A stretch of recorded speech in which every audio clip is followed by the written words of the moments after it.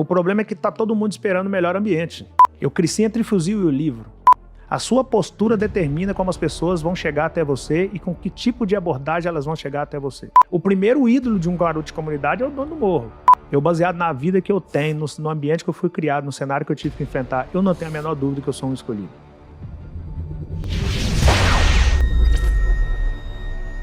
De onde veio essa virada de chave, já que o ambiente não é um ambiente que te proporcionaria a possibilidade de acreditar que era possível?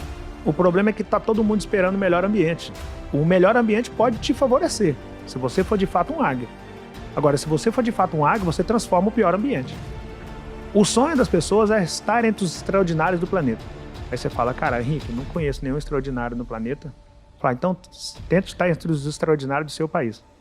Não dá, cara, sou muito pequeno. Então tente estar entre os extraordinários do seu estado. Também não dá, sou muito pequeno. Tente os da sua capital, não dá. Tente os da sua cidade, não consigo. Tente os do seu bairro, não consigo. Tente os da sua rua. Cara, na minha rua não tem ninguém extraordinário, então seja essa pessoa.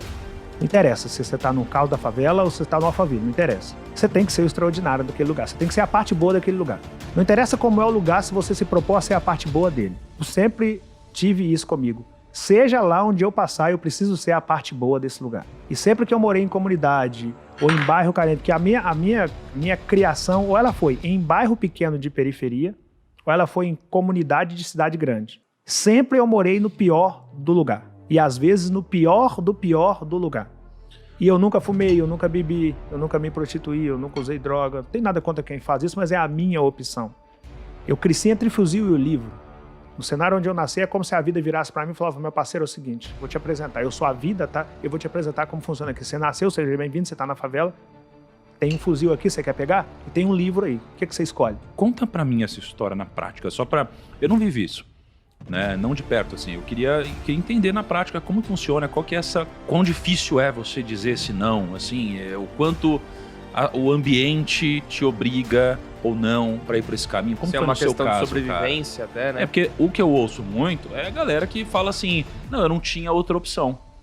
E eu penso, pô, será que não tinha mesmo? Porque você é uma pessoa que passou por isso, né? Então, como que funciona isso, cara? Me conta uma história aí real da sua vida. O não é dado pela postura que você tem. Você não precisa falar não com ninguém, sim com ninguém. A sua postura fala por si só.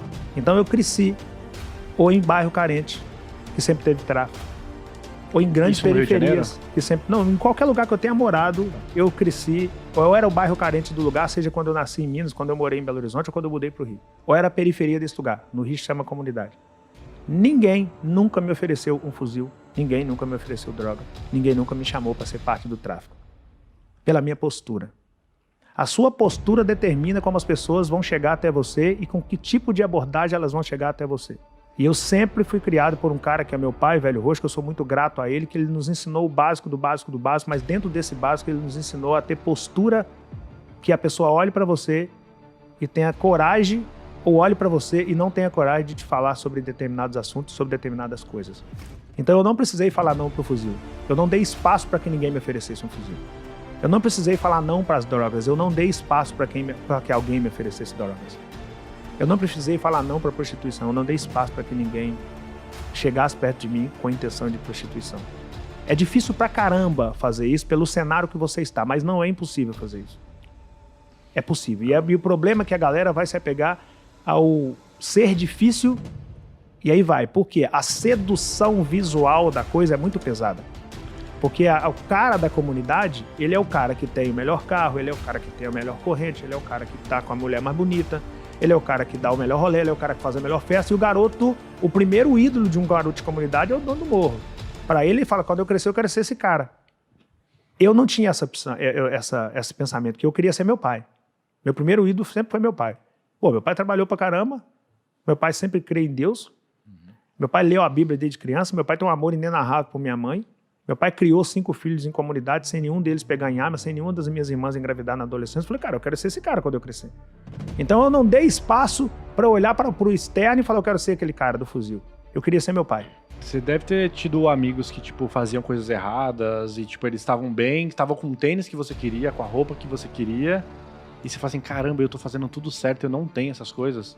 Não teve, tipo, aquele momento que você fala assim, cara, por que aquele cara que tá fazendo tudo errado, ele tá conseguindo usar o tênis da Nike que eu queria, tá usando a roupa que eu queria e eu tô fazendo tudo certo e eu não tô conseguindo ainda usar tudo isso? Cara, eu acredito muito que Deus escolhe os dele e capacita os dele. Eu, baseado na vida que eu tenho, no ambiente que eu fui criado, no cenário que eu tive que enfrentar, eu não tenho a menor dúvida que eu sou um escolhido. Porque a mentalidade que eu desenvolvi naturalmente no lugar que eu nasci é muito difícil de ser desenvolvido. Eu não era seduzido pelo melhor tênis naquela época. Hoje eu tenho coleção de Jordan, eu adoro Jordan. Mas eu não era seduzido naquela época por ter o melhor tênis.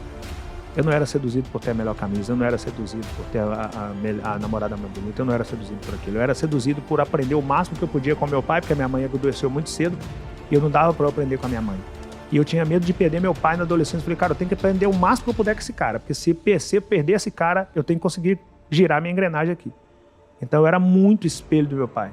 Fisicamente falando, eu pareço muito com meu pai e eu sempre observava meu pai nas ações dele, porque eu queria aprender com aquele cara. Então eu não era seduzido com o externo. E por que eu falo que eu sou o escolhido? Porque por algum motivo eu não comi carne na infância. E por algum motivo um dia me zombaram de mim porque eu não comia carne. E por algum motivo eu fui até minha mãe e falei, mãe, o que eu tenho que fazer para comer carne? Aos 7 anos de idade. Então antes de eu descobrir que o cara conseguia comprar o tênis com dinheiro do tráfico, eu descobri que eu conseguia comprar carne com dinheiro da verdura. Então eu descobri antes de ser apresentado para aquele cara. Com 7 anos de idade eu não tinha a menor noção de tráfico ainda. Mas eu já estava vendendo. Então eu já sabia que eu conseguia pelas minhas próprias pernas e com dignidade, podendo andar entre as pessoas de cabeça erguida. Eu descobri isso muito cedo. E só pode ter sido Deus. Eu não consigo outra explicação para ter a mentalidade e as escolhas que eu fiz dentro do ambiente que eu fui criado, sem contar o meu pai, a não ser Deus. Fala, cara, eu tô te escolhendo. Você vai passar por um caos absurdo aí, mas o dia que você se erguer, o dia que eu te colocar a mão, o dia que a promessa se manifestar na sua vida, as pessoas vão querer seguir o Deus que você serve.